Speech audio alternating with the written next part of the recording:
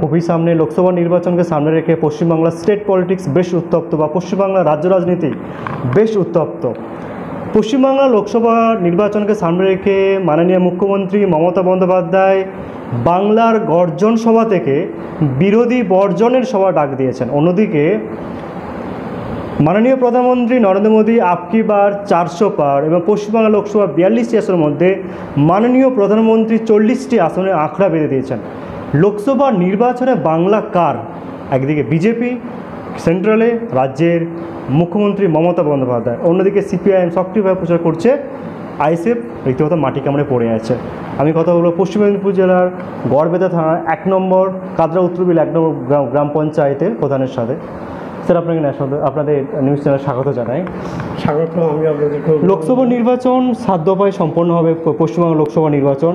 অমিত শাহ বলেছেন 35টা আসন পাবে, 35টা আসনে আঁকড়া বেঁধে দিয়েছেন। আর প্রধানমন্ত্রী বলেছেন 40টা আসন। কী বলবেন? ওনারা তো প্রত্যেকটা নির্বাচন আসলেই বলে ইসবার 200 পার, ইসবার 40 পার, এই বরাবরই ওনারা বলেও থাকেন। আর এগুলো ফালতু কথা, অন্য কোনো মূল্যায়নও করেননি। আর এই কথাগুলো বাংলার মানুষ অন্তত মান্যতা দেবে না। কারণ বিগত এই 2014 সাল থেকে 24 সাল 10 বছর ধরে আমাদের ভারতবর্ষের প্রধানমন্ত্রী যিনি মানুষকে ধোঁকা দিয়ে আসছেন, ধাপ্পা দিয়ে আসছেন, বিভিন্ন রকম প্রতারণা করছেন, যার ফলে মানুষ বুঝে গেছে এগুলো হচ্ছে কেন্দ্রের বুজরুগি।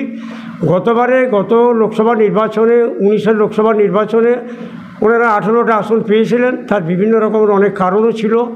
কিন্তু এবার বিশেষ করে বাংলার আমাদের উন্নয়নের কাণ্ডারি মমতা বন্দ্যোপাধ্যায় মানুষের জন্য যা উন্নয়ন করে যাচ্ছেন এবং মানুষের জন্য যা ভালো করে যাচ্ছেন, তাতে করে বাংলার মানুষ তাকে মনে রাখবেন। তারা 35টা 40টা বলতে পারেন, মানুষ আশা করতে পারেন যে আমরা 40টা 42-এর মধ্যে 42টাই পাবো, বলতে পারেন। কিন্তু বাংলার মানুষ সেকে ওই ফাঁদে কেউ পাওয়া দেবে না, ওনারা পাবেন না। আমি বলতে পারি যে কেন্দ্রে বিজেপি সরকার পশ্চিমবাংলায় খুব তো 5 থেকে 6টা সিট পেতে পারে না। আপনি বলুন যে যেখানে রাজ্যের বিরোধীরা সন্দেশখালী ইস্যুকে সামনে রেখে প্রচার করছে, সন্দেশখালী ইস্যুকে জাতীয় ইস্যু করার চেষ্টা করছে এক। দ্বিতীয় কথা হচ্ছে যে রাজ্যে যে দুর্নীতি, পার্থ চট্টোপাধ্যায় শুরু করে, জ্যোতিপ্রিয় মল্লিক থেকে শুরু করে বা অন্যান্য কয়লাকাণ্ড, গরু পাচার, অনুব্রত মণ্ডল শুরু করে প্রচার করছে, লাভ কী হবে? ওনারা তো বরাবর ওনাদের ওটাই তো এখন তো এক ধরনের কালচার হয়ে গেছে। যে দেখুন, আমি বলি দুর্নীতি দমন করতে গেলে আরও অন্যান্য সমস্ত দলের মধ্যে আছে। নরেন্দ্র মোদী নিজের যারা আছে, আজকে মেহুল চোকসি, আজকে বিজয় মালিয়া, এনারা সবাই তো আজকে দুর্নীতির সাথে তার ভারতবর্ষ ছেড়ে পালিয়ে গেছে। বহু হাজার হাজার কোটি টাকার মধ্যে তৈরি করেছে। সেই দিকে কোনো ভ্রুক্ষেপ নাই। বিরোধী মানে ওনাদের কথা হচ্ছে যে যা বলবেন ওনারা বলবেন, ওদের কথা মতো চলতে হবে। তাই ওনার সমস্ত ওই ইডি সিবিআইকে দিয়ে তাদেরকে হেনস্থা করা হচ্ছে। এইভাবে কিন্তু রোখা যাবে না এবং এতে করে বিজেপির পায়ের তলার মাটি আরও বেশি করে সরে যাচ্ছে। আমি বলতে পারি আজকে শুভেন্দু অধিকারী তৃণমূলের সমস্ত কিছু খেয়ে পরে আজকে বিজেপির সে শুদ্ধ হয়ে গেছে। আর যেভাবে বাংলার বুকেও তাণ্ডব চালাচ্ছে, তাতে মানুষ ওকে মেনে নেবেন, মান্যতা দেবেন। লোকসভা নির্বাচনের সামনে দেখতে পাচ্ছি যে বিজেপি এখনও সম্পূর্ণরূপে প্রার্থী তালিকা প্রকাশ করতে পারেনি। অন্যদিকে টিএমসি 42টি আসনে প্রার্থী তালিকা প্রকাশ করেছে। ইউসুফ পাঠান, কীর্তি আজাদ, শত্রুঘ্ন সিনহা, এদেরকে বহিরাগত হিসাবে বারবার আক্রমণ করছেন বিজেপি। ভারতবর্ষে বহিরাগত বলে কেউ নেই। আজকে নরেন্দ্র মোদী কোথায় বারাণসী থেকে দাঁড়ান, বিভিন্ন জায়গায় ওনারা তো সমস্ত বহিরাগত থেকে প্রার্থী দিয়েছেন। ভারতবর্ষের সংবিধানে এটা লোকসভার ভোট, ভারতবর্ষের যে কোনো রাজ্যের মানুষ। আপনারাই তো 21শে বিধানসভা নিয়ে বলেছিলেন যে বাংলা নিজের মেয়ে কি চায়, মোটা ভাই ভোট নয়। হ্যাঁ, আমরা বাংলা নিজের মেয়েকে চাই। মানে কি, আমরা মমতা বন্দ্যোপাধ্যায় বাংলার জন্য উনি ভূমি কন্যা এবং বাংলার জন্য আপামর সারা জীবনই উনি লড়াই করেছেন বাংলার জন্য, তাই আমরা তাকে চাই, সেই কথা আমরা বলেছি। কিন্তু আজকে কীর্তি আজাদ এবং আমাদের মমতা বন্দ্যোপাধ্যায়ের একটা দৃষ্টিভঙ্গি আছে, সমস্ত স্তরের মানুষকে, সমস্ত প্রফেশনের মানুষকে তারা সুযোগ দিতে চান। তার স্টার, ফিল্ম স্টার থেকে শুরু করে খেলোয়াড় থেকে শুরু করে বিভিন্ন স্তর থেকে সমস্ত তাদেরকে প্রার্থী বাছাই করেন এবং তাদেরকে সুযোগ দেওয়া হয়, সেগুলো যাতে করে ভালো তারা কাজ করতে পারে। 100 দিনের কাজকে সামনে রেখে কেন্দ্রীয় সরকার এখনও টাকা প্রদান করেনি। মুখ্যমন্ত্রী নিজের তহবিল থেকে, নিজের কোষাগার থেকে টাকা দিচ্ছেন এবং রাজ্যের যে 100 দিনের কাজে যে দুর্নীতি হয়েছে, অনেক সাধারণ মানুষ প্রেসের সামনে মুখ খুলেছে। তারা বক্তব্য যে তারা সম্পূর্ণ টাকা পাচ্ছে না, মাঝখানে নেতা নেত্রীরা টাকা নিয়ে নিচ্ছে। এটা দেখুন, গতবারে কেন্দ্রের যা রিপোর্ট ছিল তাতে করে বলা হয়েছে পশ্চিমবাংলা 100 দিনের কাজের মধ্যে সর্বোচ্চ এবং শিরোপা পেয়েছে। তাদেরকে পুরস্কৃত করা হয়েছে। আবার পরক্ষণে তারা বলছে এদের কারচুপি আছে, আমাদের সমস্ত জব কার্ড যেগুলো আছে, ভুয়ো জব কার্ড আছে, বিভিন্ন রকম বলে টাকা তারা দেয়নি। এর জন্য দরবার অনেক করেছেন, অভিষেক বন্দ্যোপাধ্যায় থেকে মুখ্যমন্ত্রী, আমাদের সমস্ত এমএলএ এমপি, জব কার্ড হোল্ডাররা দিল্লিতে গিয়েও দরবার করেছেন, অনশন করেছেন, তাতেও তারা ভ্রুক্ষেপ করেননি। মমতা বন্দ্যোপাধ্যায় বলেছিলেন যেহেতু আমার বাংলার মানুষকে আমি কাজ দিয়েছি, গরিব মানুষ কাজ তারা করেছে, সে দায় আমার পশ্চিমবাংলায় আমি কাজ করিয়েছি, তাই উনি নিজের থেকে আজ রাজ্য সরকার থেকে তার তহবিল থেকে সমস্ত জব কার্ডের 100 দিনের কাজের টাকা তিনি মিটিয়ে দিয়েছেন। জাস্টিস অভিজিৎ গাঙ্গুলি বলছেন যে ভিক্ষাবৃত্তির মাধ্যমে মানুষ সরকার চালাচ্ছে মমতা বন্দ্যোপাধ্যায়। ওগুলো ওসব মানে কিছুই করতে তো পারেনি। যাই হোক, সেটা আর বলার কী আছে, তাতে আর বলার তো কিছুই নাই। কিন্তু আজকে তো মানুষ উপকৃত, আজ তো উল্লসিত প্রত্যেকটা মানুষ। আজকে এই রমজান মাস চলছে, সত্যিকারের সামনে ঈদ আর একদিন পরে ঈদ, সেখানে আজ গরিব মানুষ যেটুকুন তারা টাকা পেয়েছে তার সেইটাই তাদের খুব বড়। আবার লক্ষ্মীর ভাণ্ডার 500 টাকা ছিল, সেটা 1000 টাকা করেছেন আমাদের মুখ্যমন্ত্রী, সেটাতে পেয়ে আরও খুশি।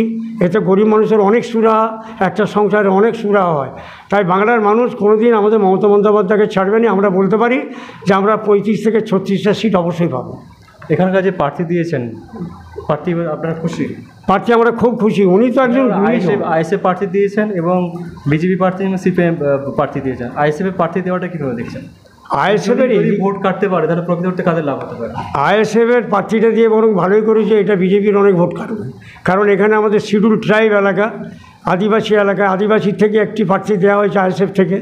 আইএসএফ থেকে শিক্ষিত অধ্যাপক তিনি। হ্যাঁ, অধ্যাপক, কিন্তু আমাদের গুণীজন, আমাদের যিনি কালীপদ সরেন উনি দাঁড়িয়েছেন, উনি পদ্মশ্রী পেয়েছেন এবং পদ্মবিভূষণ উপাধি পেয়েছেন।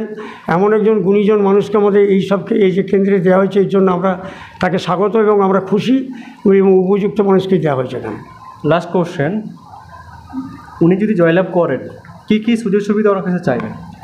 আমরা এলাকার উন্নয়ন, আমরা বিগত 5 বছর আগে কুনার হেমব্রম যে বিজেপির সাংসদ ছিলেন, উনি কিন্তু একটি পয়সা সংসদ কোটার কোনো পয়সা এখানে ব্যয় করেননি, কোনো উন্নয়ন করেননি, কোনো কাজই করেননি।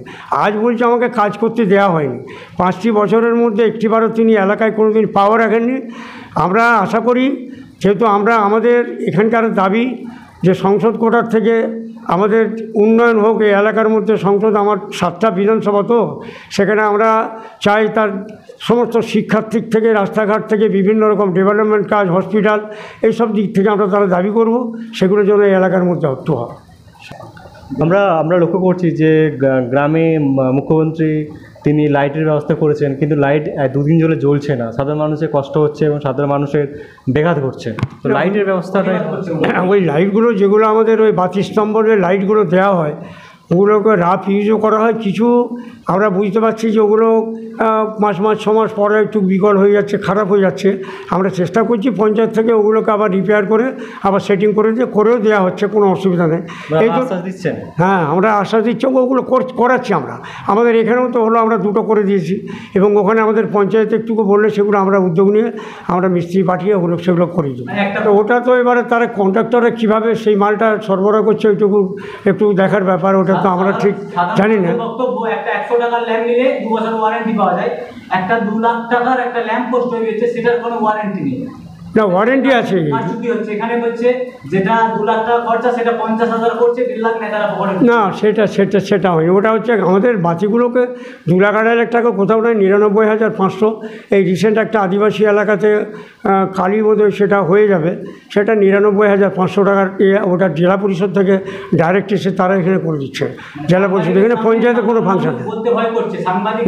না, বলতে ভয়। এখানে কারচুপি, অন্য দুর্নীতির কোনো প্রশ্নই নেই।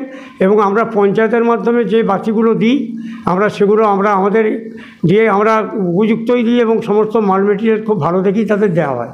এবারে ইলেকট্রনিক্স ব্যাপার, যেগুলো সাপ্লাই দিচ্ছে 5 মাস 6 মাস পরে হয়তো বিকল হয়ে যাচ্ছে, আবার নতুন করে বাল্ব দিয়ে সেগুলো লাগিয়ে আবার চালু করা হচ্ছে। লাস্ট কোশ্চেন, সাধারণ মানুষকে কি বার্তা দেবেন লোকসভা নির্বাচনের সামনে রেখে? আমাদের উন্নয়ন, যে আমাদের দিদি মমতা বন্দ্যোপাধ্যায় 2011 সাল থেকে এসেছে, মানুষকে যা পরিষেবা দিয়ে যাচ্ছেন, 67টি যে প্রকল্প, আমার এলাকার কথা বলছি, 1 নম্বর অঞ্চলে এই দেখুন একটা পথশ্রী রাস্তা হচ্ছে, যেটা আমাদের দীর্ঘদিনের প্রত্যাশা ছিল, যে আমাদের মাদ্রাসা মোড় থেকে আমাদের পঞ্চায়েত পর্যন্ত যে রাস্তার দুপারে চাষি আছে অন্তত 5000, এবং ওইটা আমাদের মেন রাস্তা, যাতায়াত করতে হয়, পঞ্চায়েত যেতে হয়।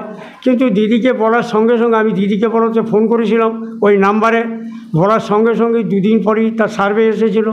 সার্ভে আসার পরেই দেখছি এখন কাজ চলছে পথশ্রীতে, খুব বড়, মানে প্রায় 2 কোটি টাকার মতন কাজ, প্লেট দিয়ে দেওয়া হয়েছে। আর একটা ঢালাই রাস্তা আমাদের একটু বড় রকম, যেটা হচ্ছে আমাদের ফুটবল মাঠ থেকে, উত্তরবিল ফুটবল মাঠ থেকে ওই ডাঙ্গার পনুর, নিয়াতালি, ভাঙি, চায়ের দোকান পর্যন্ত 2.5 কিলোমিটার, ওইটা পাকা ঢালাই রাস্তাটা এই ভোটের পরেই ওইটা কাজটা শুরু হবে, টেন্ডার হয়ে গেছে।